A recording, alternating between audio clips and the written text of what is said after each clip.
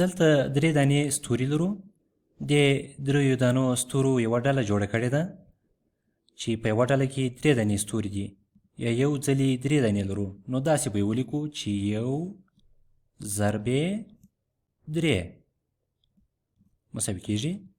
یو ځلې درې لرو یا یوه ډله درې ستوري لرو، نو یو ضربې درې بیرته خپله درې کېږي، چې دا د ضرب په عملیه کې یو اصل دی. دا په یاد لرئ چې هر عدد د یو سره ضرب سي بیرته هماغه عدد کېږي. راځئ که دا ځلې دوه دانې ډلې داسې ستوري ولرو، نو څنګه به یې ولیکو؟ یوه ډله، دا یې دویمه ډله. دا ځل دوه ډلې داسې ستوري لرو چې هره ډله کې درې درې دانې ستوري دي. نو دا به د ضرب په عملیې کې په څه ډول ولیکو؟ راځئ داسې ولیکو. دوه ډلې لرو دلته، دوه ضربې هره ډله کې درې درې دانې ستوري دي، نو وبلیکو درې. دوه ضربې درې مساوي کېږي. دوه ضربې درې د دوه ځلې درې معنا ورکوي. ګورئ دلته دوه ځله درې درې ستوري لرو، نو وبلیکو درې جمع درې، چې بیا هم مساوي کېږي. دلته به یې ولیکو درې جمع درې شپږ کېږي. نو دوه ضربې درې هم شپږ کېږي، یعنې په دې دوه ډلو ستورو کې شپږ دانې ستوري لرو. راځئ که دا ځل درې ډلې داسې ستوري ولرو، نو د ضرب د عملیې په مرسته به یې څنګه ولیکو؟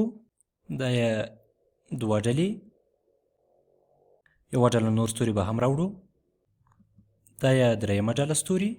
دا ځل ګورئ درې ډلې دا ډول ستوري لرو، نو د ضرب په عملیه کې به یې داسې ولیکو چې درې ډلې لرو، وبلیکو درې ضربې او هره ډله کې درې درې دانې ستوري لرو، نو وبلیکو درې مساوي کېږي.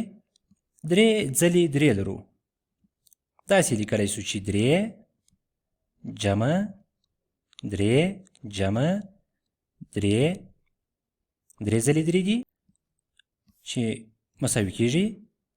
درې جمع درې شپږ، شپږ جمع درې نه، یعنې درې ضربې درې نه کېږي. یا په دې درې ډلو ستورو کې نه دانې ستوري لرو. تاسو کولی شئ دلته یې وشمېرئ، یو دوه درې څلور پنځه شپږ اووه اته نه دانې ستوري، یا کولی شئ داسې وشمېرئ چې درې شپږ نه ټول نه دانې ستوري دي.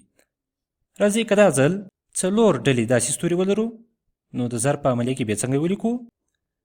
دا ځل څلور ډلې د ستورو لرو چې هره ډله درې درې دانې ستوري لري، نو داسې به ولیکو چې څلور ضربې درې مساوي کېږي.